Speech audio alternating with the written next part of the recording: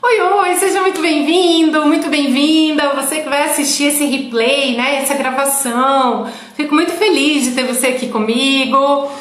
Eu saí rapidinho e voltei, acho que agora a conexão tá legal aqui pra mim. E aí, gente, vai ser um prazer ter vocês aqui para mais essa live de perguntas e respostas. A Camila acabou de entrar aqui, tudo bem, Camila? Boa tarde. Terapia Essência também já tá chegando aqui, que legal! A gente já está aí na live número 3, né, gente? Live número 3. Desde segunda-feira a Sabrina voltou aqui, tudo bem, Sabrina? Muito bom, gente, muito legal. Seguinte, desde segunda-feira nós estamos, né, começamos uma semana aí já aquecidos de conteúdos de reflexologia, da profissão, para que a gente possa se preparar para a semana da reflexologia, que começa na semana que vem, no dia 8 até o dia 15 do mês de novembro. Bom, filhos, o que vai ter nesse evento, né, que você tá falando tanto da semana da reflexologia? Gente, eu preparei conteúdos bem interessantes e muito práticos, tá? Muito práticos, de modo que tanto você que já é da área, já é um reflexoterapeuta, vai poder tirar muito proveito, tá? E até já aplicar muitos dos aprendizados na prática, para ter resultados melhores, mais rápidos, tá? Então é bem legal. Para você que está começando agora, do absoluto zero, né? Às vezes conhece a reflexoterapia de ouvir falar, já viu alguns vídeos, gosta do assunto, mas ainda não fez nenhum curso ou fez só um curso ali muito básico, introdutório, também esse evento é para você. Algumas das coisas que eu vou passar para vocês na próxima semana, na semana da reflexologia, olha só. Quais os erros que alguns profissionais, né, alguns reflexoterapeutas cometem e que impedem os resultados? Para você que está começando na área, já começar certo, né? Olha que legal. E para você que é da área, ter oportunidade de corrigir, de ajustar isso aí e ter melhores resultados, tá? Outra coisa, como metrificar, isso mesmo, como medir, tá, os seus resultados na reflexologia. Também é um dos assuntos que eu vou abordar na semana que vem. Ou seja, se você ainda não fez o seu cadastro gratuito, o link está aqui na bio, Semana da Reflexologia, vou até colocar aqui também, que é para não ter erro. Enquanto isso o pessoal vai terminando de chegar, né? Tá aí, ó. Deixa eu ver se eu consigo fixar o comentário aqui, gente. Toca em cima, fixar comentário, deu certo. Semana da reflexologia.com.br, tá aí, ó, tá? Para você se inscrever gratuitamente, beleza? Quem aqui nesta live de hoje teve oportunidade de assistir a live número 1, a live número 2 de perguntas e respostas, ou até mesmo, né, as duas lives? Quem já assistiu aí as duas lives, ou pelo menos uma das lives, coloca aí no chat, por favor, sim. Deixa eu ver quem já teve a oportunidade de assistir essas lives de perguntas e respostas, que hoje a gente está indo para a live número 3. Tem gente que acabou de chegar aqui também, ó, a Usana, Rosana, que legal, seja bem-vinda. A Lourdinha, que está acompanhando aí, já acompanhou outras aulas.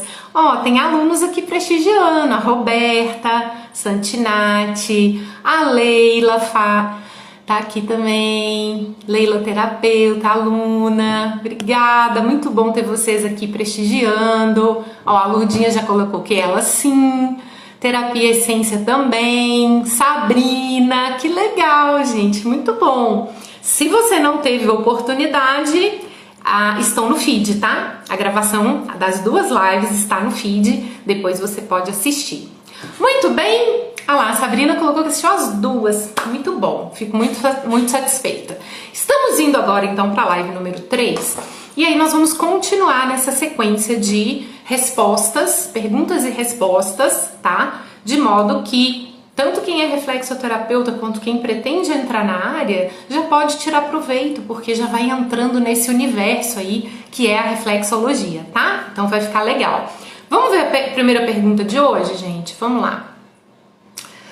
Vamos pegar aqui uma primeira pergunta. Inclusive, nos stories eu disse que ia responder essa pergunta, tá? Que ela tá aqui desde ontem, mas é muita pergunta, então não dá, né, tempo de responder todas elas. Mas assim, eu procurei selecionar as melhores perguntas para poder estar passando para vocês aqui, tá? Beleza?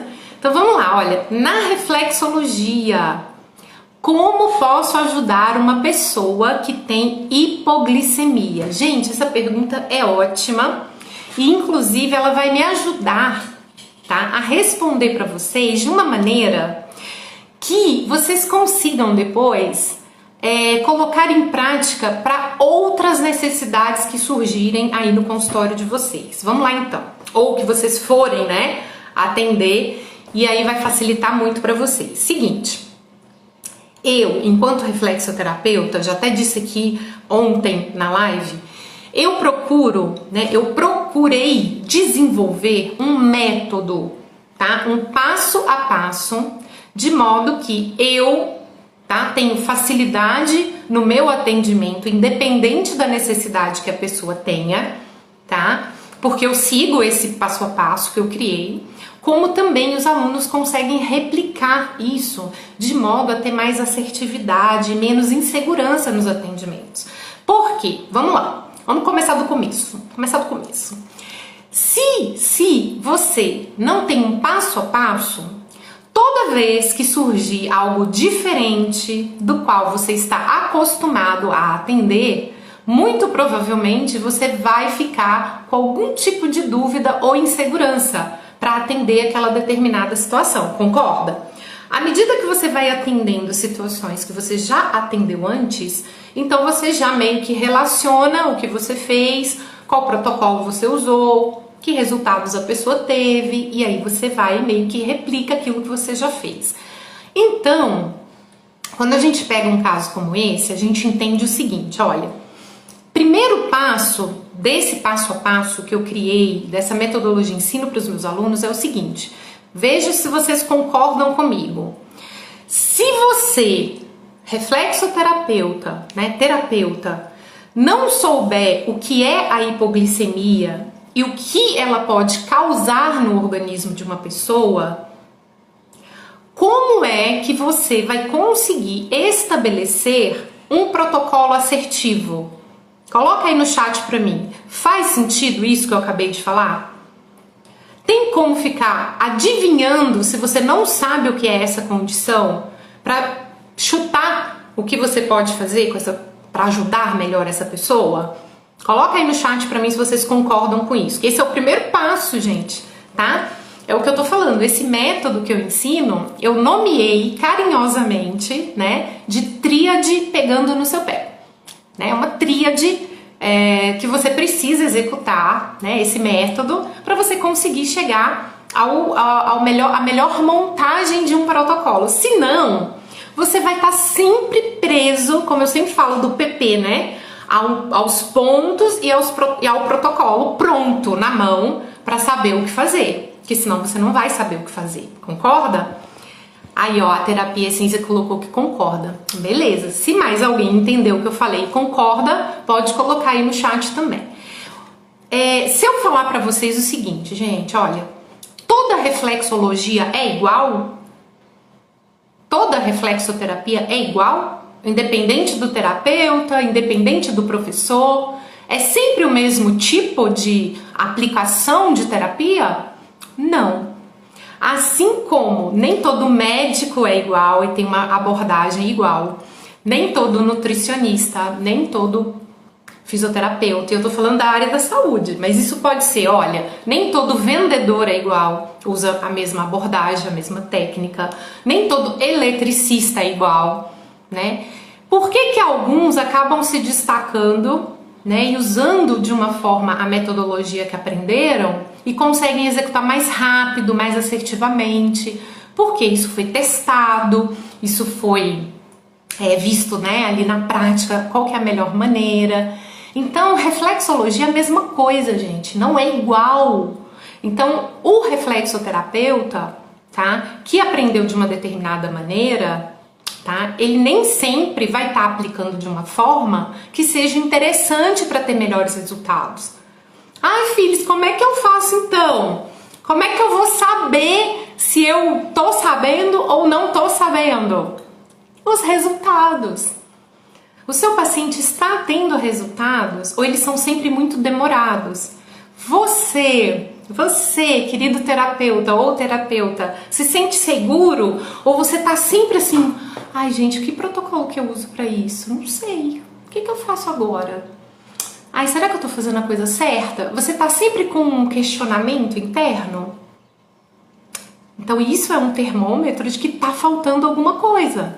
E aí vamos aproveitar isso tudo que eu tô falando aqui, que eu contextualizei, para chegar na resposta dessa pergunta. Olha, na reflexologia, como posso ajudar uma pessoa com hipoglicemia? Se eu virar para vocês aqui e só falar assim, gente, é o seguinte, para hipoglicemia, vocês vão usar o seguinte, tal área, tal ponto, beleza? Beleza. Resolveu? Não resolveu. Você não sabe o que você está fazendo. Eu já dei uma resposta pronta, certo? E aí, isso não gera autonomia nos profissionais. Os profissionais reflexoterapeutas, infelizmente, não ficam autônomos. Eles ficam sempre muito presos ao que é que eu faço. E para tirar isso, né, e fazer com que os alunos ficassem mais seguros, eu criei esse passo a passo, sabe?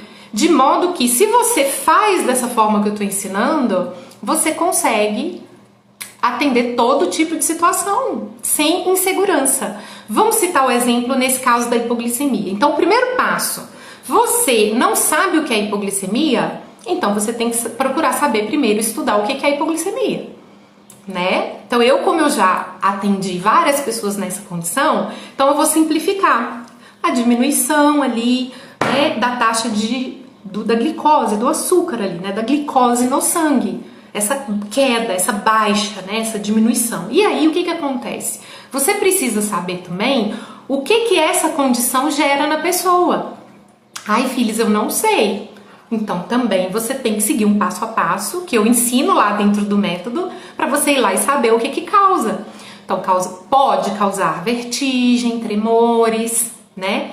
Mas, né, a hipoglicemia se apresenta igual para todo mundo? Então, olha que interessante. Primeiro eu tenho que saber a base dessa condição, qual que é o mecanismo de ação dessa condição no organismo, o que ela causa.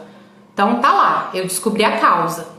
Isso é igual para todas as doenças, gente. Esse passo a passo serve para tudo, para toda condição. Então, primeiro, qual é o mecanismo? Qual é a base dessa condição? Ela afeta o quê? Ah, tá bom, então ela afeta o sistema endócrino, muito bem. Ela pode causar tremores, vertigens, ok. Aí tem um próximo passo.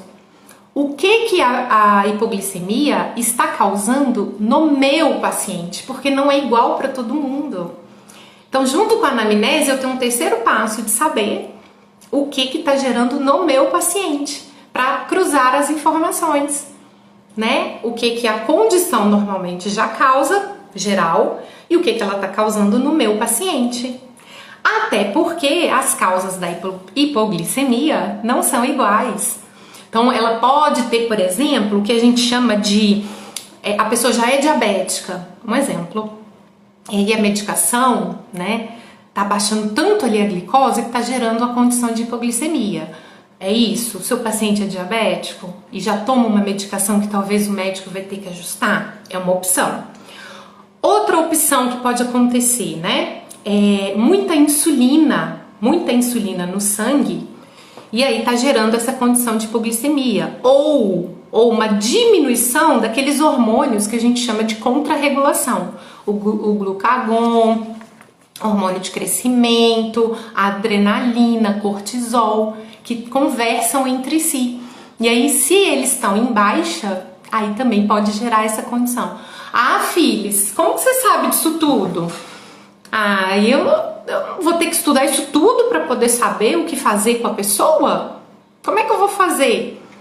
Porque, gente, se você primeiro não souber o mecanismo de ação da doença e o que ela gera, e depois o que está gerando no meu paciente, e as possíveis causas, você não vai saber quais as áreas e pontos que você tem que trabalhar mais ou menos dependendo da condição. Então, por exemplo, nesse caso aqui, de cara a gente precisa trabalhar o pâncreas, por causa da questão que a gente falou da insulina e do glucagon. Aí você tem que trabalhar também o ponto reflexo da hipófise, se for a condição lá dos hormônios de contrarregulação, né? O GH, que é o hormônio do crescimento, o cortisol, a adrenalina, certo? Então a gente precisa trabalhar. E aí já é um outro ponto reflexo, aí já é o ponto reflexo da hipófise, tá? E também da suprarrenal ou adrenal. Se eu te der um protocolo pronto e falar, olha, você vai trabalhar muito mais o sistema nervoso e o sistema glandular nesse caso, ok?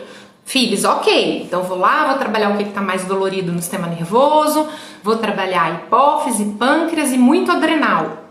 Beleza? Beleza. Mas você saberia o que está fazendo? Talvez não. E aí, se você pega um paciente que fala assim, olha, o meu problema é muito mais na questão do glucagon lá, da insulina, tá? Você sabe que eles estão ligados diretamente ao pâncreas e que no caso desse paciente você tem que trabalhar mais pâncreas do que a hipófise, por exemplo, do que a adrenal? Entendeu, gente? Coloca aí no chat pra mim. Tá fazendo sentido pra vocês que eu usei essa pergunta para mostrar para vocês a importância, a necessidade de um método? O que eu percebo? Fez sentido? Escrevam aí para mim no chat, por favor. Filhos, entendi o que você quis dizer. Ou não, filhos, nada a ver. Nada a ver o que você falou aí. Pode colocar no chat aí, vamos interagir. Porque senão, olha o que eu percebo. Vê se vocês concordam comigo. Lembra que eu falei aqui que reflexologia não é tudo igual? As abordagens não são todas iguais? Não são, gente. Né? Essa semana muita gente já me perguntou, tá baixo o volume? Melhorou? Vou até chegar mais pertinho aqui, ó. Melhorou? Então essa semana até me perguntaram, filhos, os mapas podais têm diferença. E aí, o que eu trabalho, né? E aí eu já fiz vídeo falando sobre isso, né, fiz aula falando sobre isso. E aí tem link aí para passar para vocês falando sobre isso. Tem diferença e tem um porquê que tem as diferenças. Só que além da diferença do mapa podal, existem diferenças de abordagem também.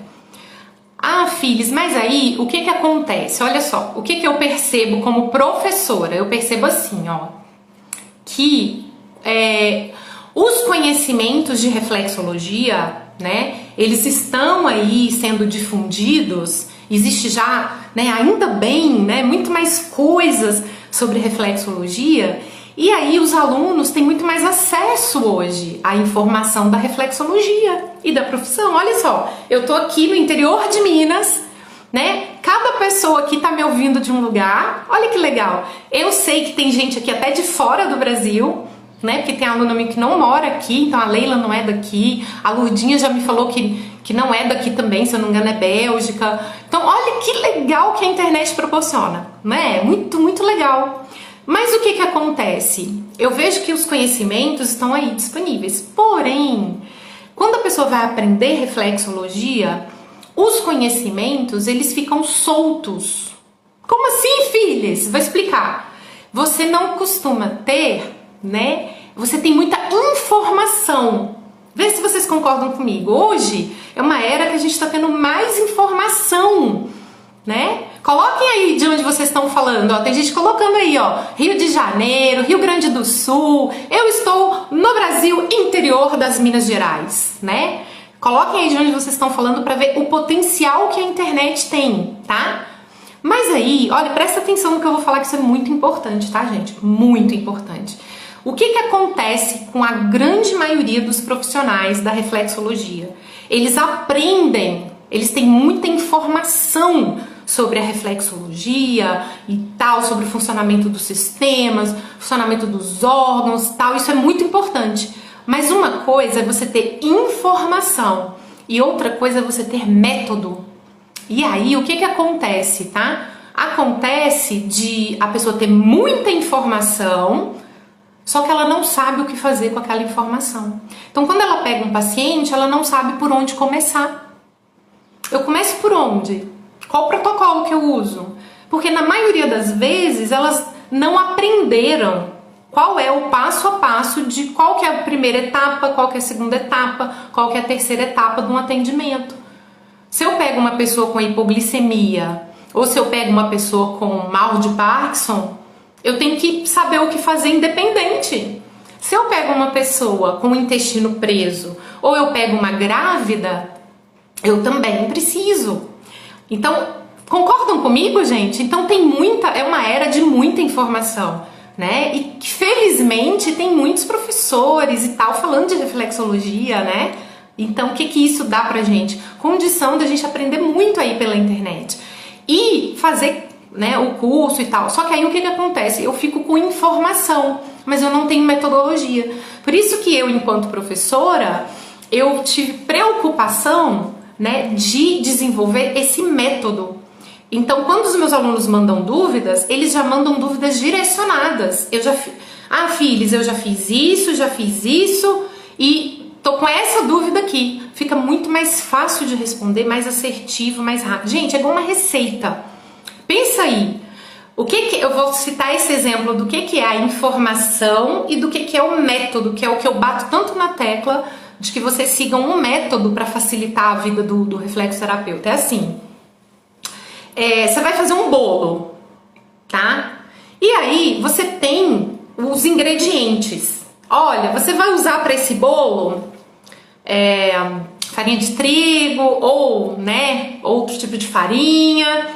Você vai usar ovos, leite ou não leva leite, vai usar óleo. E aí é isso. E no final o bolo fica assim, ó, tá? Ou cenoura, se for um bolo de cenoura. Isso é informação. Agora, se você não tiver a receita e não souber fazer, meu querido ou minha querida, você sabe por onde começar? Tem pessoa que sabe. Então tá bom. Primeiro eu começo batendo a massa, né, e tal, ali a massa a farinha com os ovos, tal. Gostou do tal? Mas e se você não sabe e vai lá e coloca o fermento de cara? Né? Fermento, eu não sou expert em bolo, mas eu sei, tenho certeza absoluta que o fermento é o último. Porque senão ele vai perdendo ali os ingredientes, vai perdendo o princípio ativo, daqui a pouco seu bolo tá solado. Então, informação é importante, você precisa dela. O que eu vou gastar para essa receita? Vou gastar isso. Será que eu tenho? Ai, gente, não tenho ovos. Não vai dar para fazer. Na reflexoterapia, gente, é a mesma coisa. Não mistura os ovos na farinha, não. Esse bolo é especial, Roberta, não atrapalha a minha receita. Brincadeira. Gente, então é isso. Você tem que saber fazer com um passo a passo. Se eu sigo a receita de um bolo que deu certo, a chance do meu bolo sair, no mínimo, comível, é maior do que se eu não seguir uma receita. Na reflexologia, né, é isso que acontece. Eu vejo... E por que eu posso afirmar isso? Filhos, mas por que você pode afirmar que realmente um método torna tudo mais fácil e necessário? Informação e método, né? Não ficar com a informação solta. Porque eu, enquanto professora, gente, recebo muitas dúvidas diariamente, em especial dos alunos, né? Que, digamos, é a minha prioridade inicial de responder, né? Eu tô ali, sempre ali no grupo do Face, na plataforma do curso para tirar as dúvidas. E pessoas que me mandam aqui, seguem o meu trabalho, colocam as dúvidas aqui como vocês colocaram na caixinha e tudo mais. E aí eu, enquanto professora, percebo as dúvidas de vocês. E eu vejo que as dúvidas é porque a grande maioria não aprendeu um método. Ele não sabe por onde começar, ou se sabe, tem muita dúvida e insegurança. Concordam com o que eu falei? Então, por isso que quando eu desenvolvi meu curso, tem uma aula específica chamada Tríade Pegando no Seu Pé. Os alunos que estão aqui prestigiando a aula, várias vezes eles já me mandaram algumas perguntas que eu vejo que não está seguindo o método. E aí, sabe o que eu faço? Eu falo assim, assista novamente, a aula tal, ou a aula da tríade pegando no seu pé. Depois que você seguir essa sequência, se você ainda continuar com essa dúvida, aí nós vamos ver e eu vou te orientar o que fazer. Isso gera no aluno autonomia, segurança, tá? Concordam? Isso faz toda a diferença. A Roberta já colocou aqui que a aluna sim, né, Roberta? Eu falo, vai lá assistir de novo a aula da tríade para fazer sentido, tá? Método, informação é uma coisa, é importante, mas é um começo. Depois você tem que saber o que fazer com aquela informação, senão você fica perdido, fica inseguro, tá bom? Eu vou falar mais desse método da tríade pegando no seu pé no decorrer das aulas, tá? Inclusive muito na semana que vem, na semana da reflexologia, porque isso faz com que vocês consigam acertar, né, mais quando for desenvolver o protocolo e conseguindo personalizar o protocolo com muito mais facilidade, gente. O protocolo deixa de ser um bicho de 7 cabeças, tá bom? Bem-vindo, bem-vinda quem tá chegando aqui agora. Vocês colocaram aí os lugares de onde são, então tem gente de tudo quanto é lugar. Isso é muito, muito legal, tá? Muito, muito feliz de ter vocês aqui. Vamos pegar outra pergunta, que no decorrer das perguntas eu vou falando mais sobre a importância de ter um método, tá? Então deixa eu pegar aqui uma outra pergunta, gente. Olha que pergunta interessante, que vai me ajudar a colocar aqui para vocês isso que eu acabei de falar do método. Olha, reflexologia acaba com o ronco? E aí? Querem dar a opinião de vocês? Coloca aí para mim no chat, por favor. A reflexologia acaba ou não acaba com o ronco? Não tenham medo de errar, tá? Aqui é um bate-papo, a gente tá aqui para aprender mesmo, para se desenvolver, para atualizar. Deem a opinião de vocês aí, em especial os reflexoterapeutas que estão aqui assistindo, né? A reflexologia, então, acaba ou não acaba com o ronco, gente? Eu pego um paciente, né, que vai me reclamar no consultório lá, eu preenchendo a anamnese, e ele fala, olha, Phyllis, eu tô roncando muito, eu queria muito que você me ajudasse a acabar com esse ronco. É possível, Phyllis? Vamos ver, ó, a Nice colocou, acha que sim. Roberto, do meu marido não acabou não. A Jessi não. A Terapias Essência colocou que sim, que é possível acabar. Obrigada pela opinião de vocês, gente, muito legal. Então vamos lá, gente. A resposta a essa pergunta é sozinha não, a Bruna colocou. Olha, que legal. Obrigada pela opinião, todo mundo. Gente, olha, agora presta atenção, tá?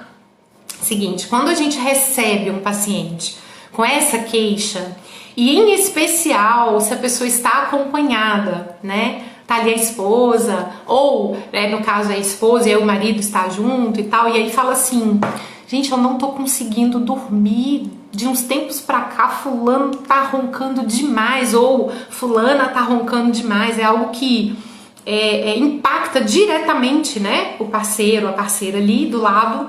Em alguns casos, alguns até não conseguem dormir se estiver ali muito próximos e tal. Vamos de novo no método que eu falei com vocês? Então, a primeira coisa que a gente teria que fazer baseado lá no que eu ensino, claro, né, gente, que aqui eu não tô ensinando passo a passo do método, porque tem uma aula inteira falando sobre isso, né, detalhada. E aí, as aulas se complementam, né, então, para você entender o método, aí dentro lá, né, do curso, no passo a passo, os alunos, eles conseguem fazer isso e aplicar. Mas aqui você já vai conseguir aplicar na prática o que eu tô falando e já vai ajudar muito aí no seu dia a dia. Então, por que vocês responderam coisas diferentes aí, ó? Então, tem outra pessoa que colocou aqui, ó, estou atendendo uma pessoa que diminuiu bastante. Ótimo, excelente.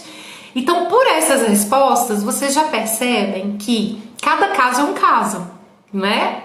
E aí, pelo método, a primeira coisa que eu tenho que fazer é entender todas as possibilidades do ronco, né?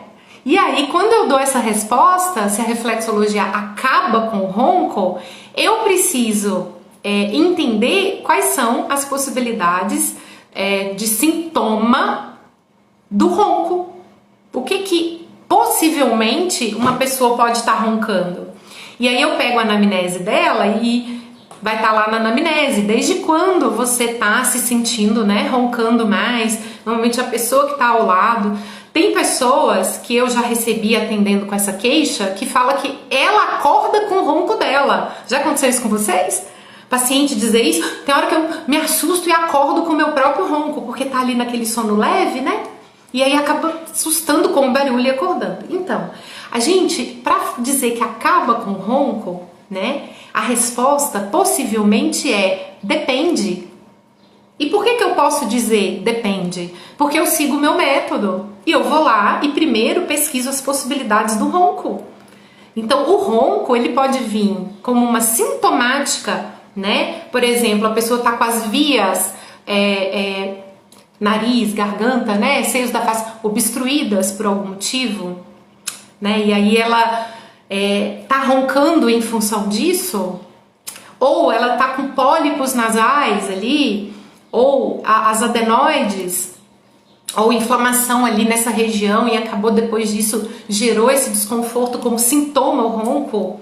Ou pacientes que falam assim, filhos, depois que eu engordei eu comecei a roncar muito, né? Olha pra você ver o ganho de peso associado. Então, quando o ronco ele tá associado a uma rinite crônica, por exemplo, e aí ela tá com a inflamação ali da mucosa, olha quantas possibilidades que, se melhorar essa condição, o ronco pode sumir, que é uma condição associada. Melhorou a rinite crônica, estava ligado à rinite. Ou melhorou a sinusite, o ronco estava ligado, né? Eu até anotei aqui algumas possibilidades para não esquecer de falar para vocês. Adenoide, olha quantas variantes tem, né? Obstrução por excesso de catarro, eu até coloquei aqui, por excesso de muco, de catarro, flacidez da musculatura da garganta, aí tem o palato que fica vibrando o som. Então, são possibilidades, gente. Aí a reflexoterapia vai lá, vai trabalhar esse processo inflamatório, infeccioso, vai fortalecer os músculos dessa região. Essa pessoa perde um peso, ou retirou ali as adenoides, ou ela tem um desvio de septo, corrigiu, e depois disso o ar começou a fluir livremente, o palato também foi fortalecido com a estimulação. Olha, melhorou muito o ronco. Olha que interessante. É possível. Mas, e se o ronco estiver associado a outras condições, como mencionadas aqui, e essas condições são mais crônicas e ainda não melhoraram? Aí o ronco vindo como sintoma não vai melhorar também. Mas como que a gente pode chegar a todas essas conclusões, gente? O que é mais fácil? Eu dar para vocês um protocolo pronto para ronco? E aí sabe o que acontece com alguns reflexoterapeutas? Eu pego e dou um protocolo pronto para você de ronco. Só que aí, para um paciente A, funciona, melhorou. Para o paciente B, já não funcionou. E a culpa é da reflexologia? Não. Por quê? Porque a condição do paciente A com o paciente B não é igual. E aí eu não soube avaliar, porque lembra do que eu falei do método? Tem informação. Eu tenho muita informação, mas solta. Por onde que eu começo? Né? Você não tem um passo a passo. Aí qual que é o passo número 2? Primeiro eu sei qual é as possibilidades de um ronco. Ainda tem uma possibilidade aí, De todas essas aí, ainda tem uma que é importantíssima, gente. É a gente não levar em consideração que o ronco pode ser um sintoma de uma doença mais séria, que é a apneia do sono, que são aquelas paradas respiratórias. Só que para eu chegar a essa conclusão, né, do que é esse ronco, sem fazer uma anamnese muito bem feita, uma avaliação e tudo mais junto, eu corro o risco de falar, é ronco, menina, tá muito cansado, tá estressado, e aí tá roncando mais e tal, e a pessoa às vezes tá com deficiência respiratória, tá com a apneia do sono, e ele só vai poder ter esse diagnóstico preciso com um médico especialista, fazendo um exame específico de polissonografia, para daí chegar à conclusão se ele tem ou não apneia, certo? E aí o tratamento já é, como a Bruna colocou aqui, se eu não me engano, já não dá para tratar só com a reflexoterapia. Em alguns casos de obstrução aí, eu tenho uma paciente, gente, que tem 80% de obstrução, mais de 80%, ou seja, ela não pode ficar sem o CPAP, que é aquele aparelhinho, né, para dormir respiratório. Vamos colocar assim de uma forma simplificada. Filhos, como é que você sabe tudo isso? Ah não, filhos, é muita coisa. Não se assuste, gente, fica tranquilo. Isso tudo que eu citei aqui pra vocês é um método. Você tem que fazer isso primeiro, aí depois elimina as possibilidades, chega aqui na etapa número 2, a etapa número 3, que você vai definir o protocolo e o que tem que ser feito, permite a você poder ajustar esse protocolo. Olha só que interessante, então você não vê o paciente uma única vez, ele vai voltar na semana seguinte, você vai acompanhando ele para poder ir tendo esse feedback. Gostaram desse exemplo aí do método de informação solta, método, né? Citando como exemplo aí o ronco e tal, é só tocar nos coraçõezinhos que eles vão subindo aqui, eu vejo que vocês gostaram, entenderam o que eu quis dizer, até gaguejei, né? O que eu quis dizer em relação à importância de ter um método para saber o que fazer e não errar no diagnóstico. Não é diagnóstico não, diagnóstico é médico, não errar na avaliação, tá? Não errar na sua avaliação. E aí, o que acontece, gente? Existem muitas situações em que os reflexoterapeutas falam, puxa, o meu paciente não melhora comigo. Cai na mão do fulano, que é reflexoterapeuta, também melhora. Oi, aprendeu? Caiu, escureceu absolutamente tudo, acho que foi na rua, luz, tudo, tem efeito sonoro. E aí agora que voltou, então a internet caiu junto, o Wi-Fi não estava funcionando, tentei dados móveis também, não consegui. Aí a Roberta, a gente parou no do ronco, não foi? A Roberta até colocou aqui, ó, não resolveu porque o meu marido tem retrognatismo. Tá vendo? A Roberta, gente, Roberta é aluna, né, Roberta? Então, seguindo lá o método, ela já chegou à conclusão das possíveis causas e por que no caso do esposo dela, o ronco estava associado, entendeu? Muito bem. Onde que a gente parou exatamente? Eu tava falando o que na hora que caiu, gente? Vamos ver, a Sabrina já voltou aqui. Voltou todo mundo pra parte 2, né, gente? Onde que eu parei exatamente? Eu falei tava falando do ronco, do método. Coloquem aí pra mim no chat, por favor. E que se eu simplesmente aplicar o mesmo protocolo para todo mundo, não pode ser que não funcione igual para um paciente ou outro, muito possivelmente. Por quê? Aí usando como exemplo o ronco, né? No caso do esposo da Roberta, que é uma condição. No caso de uma outra pessoa, pode estar associado a ganho de peso. No caso do outro, pode estar associado a uma rinite crônica. E aí eu vou saber onde estimular mais no pé para uma pessoa e para outra, certo? Para um eu vou estar estimulando mais os seios da face, para o outro mais essa região, né? Aqui, ó, pega a boca, né? Para o palato, certo? Para essa área de garganta, esôfago, porque a gente entende que o ronco é justamente esse ar, né? Que não tá fluindo livremente e aí ele ressoa ali, ó, né? Ressoa. E aí faz a vibração e o barulho ali do ronco, certo? Então, para um paciente vai ser uma condição, para o outro paciente vai ser uma outra condição. Então, eu preciso entender para saber personalizar. Foi aí que eu tinha parado? Para pegar uma outra pergunta? É isso mesmo? E coloquem aí para mim no chat se tá ok, se estão me vendo, me ouvindo bem, para eu não continuar falando aqui, às vezes vocês não estão.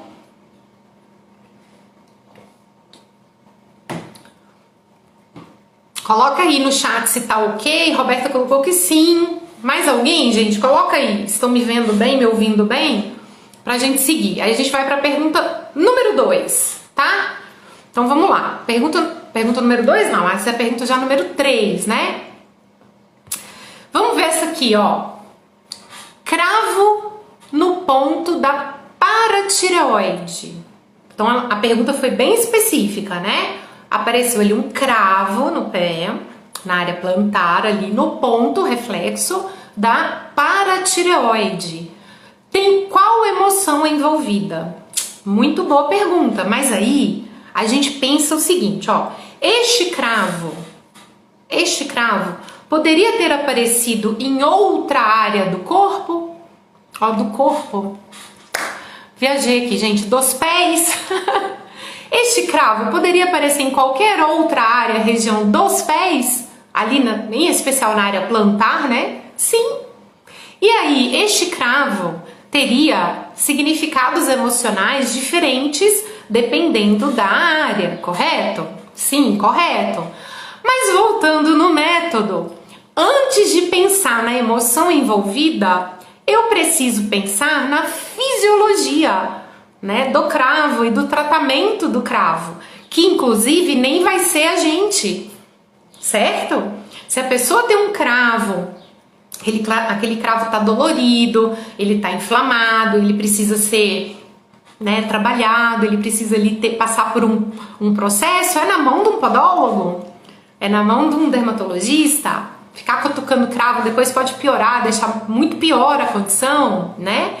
E aí, no método eu ensino o que para os alunos? Sempre começar do fisiológico. Falei isso na live de ontem, é importante frisar. Significa que eu não estou trabalhando o emocional? Não, estou trabalhando.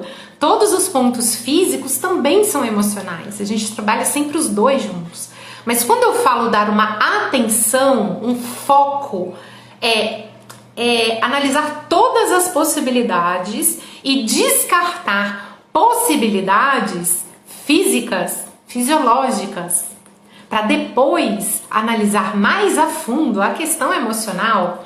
Estou dizendo que este cravo pode não ter um significado emocional? Não, pode ser que ele tenha sim. E a área que ele apareceu foi uma área de maior sensibilidade daquele órgão reflexo, com significados correlacionados ali e tal, né? Pode ser sim, mas tá tendo um sintoma físico. Então a gente começa primeiro pelo físico. Então algumas perguntas do tipo, isso está no método que eu ensino. Então eu começo a analisar assim, tem outros cravos além desse? Este cravo já é reincidente ou não? É a primeira vez que aparece? Está sendo tratado? Porque às vezes, gente, o próprio reflexoterapeuta é podólogo. Eu tenho várias alunas que são podólogas e reflexoterapeutas. Aí, como diz aqui em Minas, faca e queijo na mão, né? A faca e o queijo na mão, porque aí você vai lá, vai tratar primeiro a condição ali do cravo e tal, para depois poder estimular o entorno e tal, analisar as possibilidades, porque dependendo da sensibilidade que a pessoa tá, você nem consegue mexer nem ao entorno, fica muito sensível, né? Então lá, ó, a Tami colocou, ó, a Tami é podóloga, né, Tami, ó, na planta do pé surge calos, verrugas, muito bem, chamado olho de peixe, né?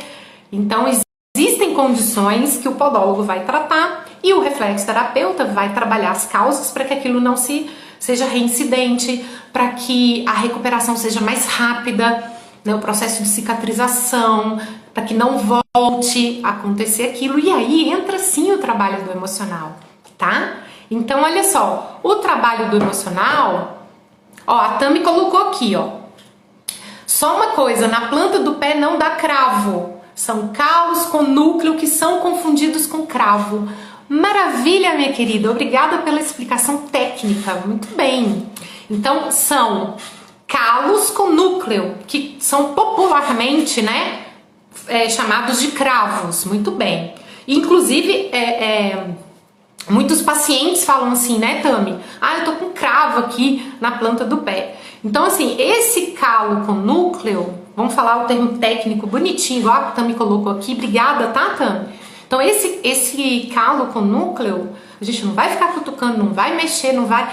Filhos, como é que você faz então? Gente, lembra que eu falei na live número 1, né, que saiu a pergunta lá do paciente com um pé só? Como é que a gente faz, né? A gente trabalha o melhor que a gente pode. Então se eu pegar né? Eu tenho aqui um calo com núcleo, como a Tami colocou, aqui na região da paratireoide. E a pessoa tá ali, ó, tá dolorido, tal. Ela consegue, eu consigo manipular e estimular próximo a esse calo com núcleo? Então, faça o seu melhor dentro das possibilidades. Então, você vai estar ali trabalhando ao entorno, não vai trabalhar em cima, claro que não, né? E aí, o que eu falo com os meus pacientes? Olha, fulano, pra gente poder trabalhar essa área aqui, primeiro você vai precisar passar num podólogo, né? Porque aí ele vai fazer o que preciso aí, nem vou usar um termo que talvez não seja o termo apropriado, né? Então ele vai fazer o que é necessário para depois você poder trabalhar as possíveis causas, inclusive analisar o emocional, depois que já analisou o fisiológico. Então, será que eu tenho que trabalhar mais a imunidade desse paciente? Aí você vai e encaminha para o podólogo, né? Olha, tem a Tami, né, que atende, é uma podóloga que eu conheço, confio no trabalho dela, né, Tami?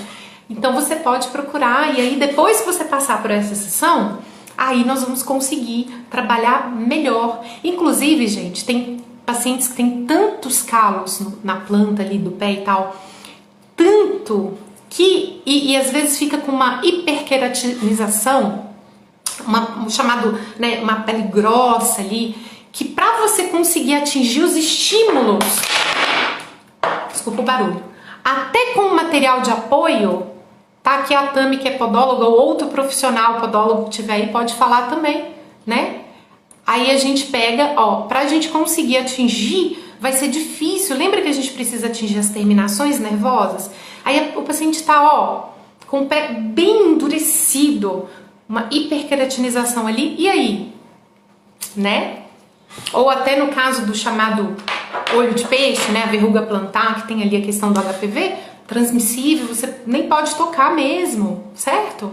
Beleza?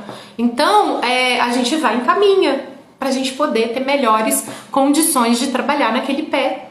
Ai, filhos, mas eu fico com vergonha, porque se o paciente encarar mal... Não, gente, a gente tem que ser profissional, né? E tudo é o jeito de falar. Então eu explico mesmo para meus pacientes, né? E outros podólogos que estiverem aqui podem me ajudar nesse sentido também, tá? Inclusive, quem colocou a pergunta, colocou aqui, ó, que é um calo com núcleo, é único, já tratou e voltou. Só dói quando toca nele. Muito bem. Então, se ele está reincidente, né? E já voltou, a gente entende que tem que trabalhar mesmo as causas.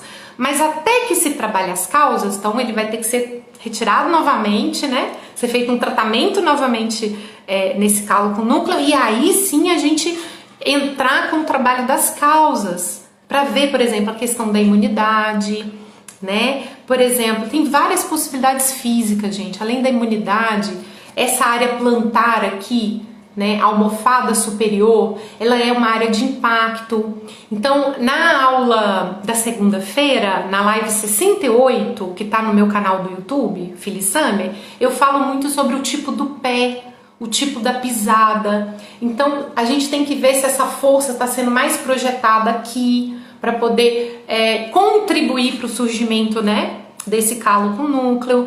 Agora, analisou tudo isso lá, igual o método que eu falei, foi eliminando as possibilidades e tal. E aí nós chegamos à conclusão que pode sim ter uma questão emocional, né? Então a paratireoide, dependendo da localização da paratireoide, vai estar ligado muito à teimosia. Olha que interessante. Não vou explicar aqui os motivos e tudo, porque isso é dentro de um passo a passo do curso, né? Ou pode estar ligado a uma a pessoa está mais emotivo. Então vai depender também da localização exata dali da paratireoide, superior ou inferior. Ah, filhos, mas eu fico na dúvida, como é que eu faço? Aí você vai fazer perguntas, que faz parte do meu método também, o uso de perguntas, né? Olha, essa pessoa, ela é uma pessoa mais emotiva, e aí tá passando por uma fase mais emotiva a ponto, né, de gerar ali uma maior sensibilidade e gerar esse calo com núcleo, ou é uma pessoa mais incisiva, teimosa mesmo, por assim dizer, nas decisões, no que faz, não volta atrás, né? É uma palavra única. E aí existe essa correlação. Isso que eu tô falando, gente, de forma bem simplificada, porque a gente tem que entender os fundamentos, faz parte da reflexologia emocional. Isso é muito legal. É a psicossomática. É como que aquele órgão funciona em relação a emoções e sentimentos e que também podem sobrecarregar o órgão a tal ponto de gerar marcas nos pés, né? Na semana que vem eu vou estar falando ainda mais sobre isso, né? Na semana da reflexologia. A reflexologia emocional e a linguagem dos pés são áreas da reflexologia que são fantásticas se bem utilizadas, como eu falei, dentro de um método, para acelerar o tratamento, para a gente conseguir entender melhor o emocional e o comportamental do paciente. Então, calos nos dorsos têm significados emocionais relacionados a traumas. Os calos aqui na área plantar, primeiro, ele tem aspectos muito fisiológicos, e aí o calo, né, o calo com núcleo ou não, ele surge como forma de indicação de uma área sensibilizada, sobrecarregada, né? E aí, como forma de proteção, inteligentemente, o corpo cria aquela calosidade como forma de proteger uma área afetada. Olha que interessante. Mas tudo passa por uma análise da reflexologia que ajuda demais, tá? A gente a desenvolver o tratamento e conseguir direcionar melhor esse tratamento, certo?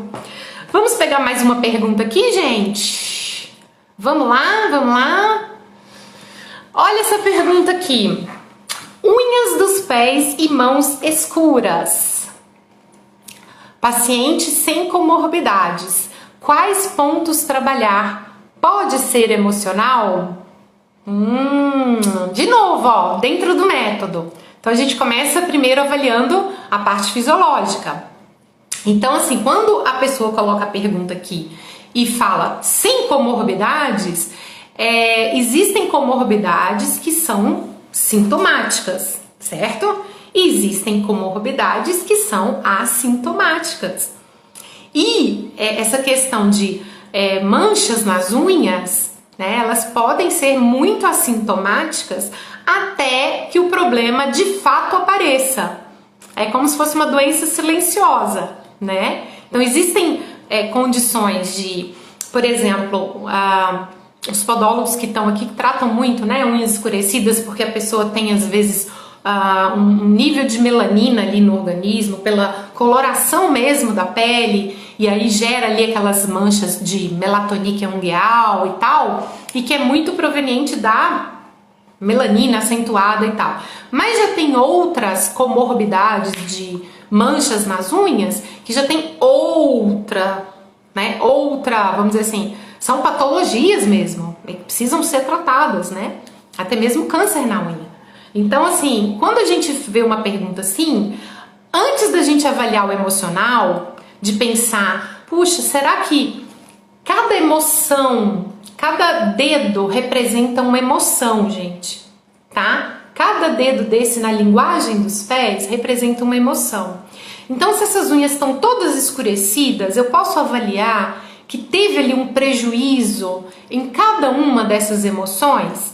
Isso é uma análise do emocional, pela linguagem dos pés. Mas antes de chegar a pensar se pode ser o emocional ou não, concordam comigo que eu tenho que avaliar a parte física, fisiológica? Por quê? Porque essas unhas estão escurecidas por sapato fechado, que pressionou, que machucou, é uma melatônica ungueal e aí manchou essas unhas, né? Passou por um profissional especializado como os podólogos, né, os dermatologistas nas unhas. Pode ser carência nutricional? Pode ser uma série de fatores. Então, quando eu falo paciente sem comorbidade, ele às vezes não tem comorbidades sintomáticas, que apresentam os sintomas. Mas e se é assintomático? E se não apresenta nada em termos de dor, de incômodo, mas é uma patologia, é uma condição que precisa ser tratada? Entendeu, gente? Então, antes de entrar mais a fundo, por isso que eu tenho que seguir um método, que senão, o que acontece muitas vezes? Assim, a gente acaba correndo um risco, tá, de romantizar, não sei se é a palavra mais adequada, mas vocês vão entender o que eu quero dizer, o emocional. Tudo é emocional. Ah, essa unha escureceu. Gente, eu tenho certeza que é o meu emocional que tá ruim. Pode ser, gente, pode. O organismo, ele se apresenta de várias formas para um emocional abalado, tá? Não tô dizendo que não. E o emocional, ele tá presente? Sim, em mais de 90% dos casos, talvez até 100%. Mas existe uma porcentagem aí, pequena do físico, que são patologias, né, que são distúrbios, que são condições por questão de toxinas, por questões nutricionais, por viroses, por bactérias e por outras condições que não estão ligadas diretamente ao emocional, né? E aí? Então, assim, primeiro vamos avaliar essa questão fisiológica. Avaliou? Ok. Eliminou possibilidades? Aí agora a gente vai pro emocional. Então, essas unhas escurecidas foi devido a algum trauma que a pessoa passou, mas para isso eu tenho que ter eliminado as possibilidades antes, né? A pessoa passou, a partir de quando que essas unhas escureceram? Ah, tá, então foi a partir de tal. Teve algum evento traumático, alguma condição que você tenha passado que possa estar associado para você fazer esse trabalho investigativo junto com essa pessoa, tá bom?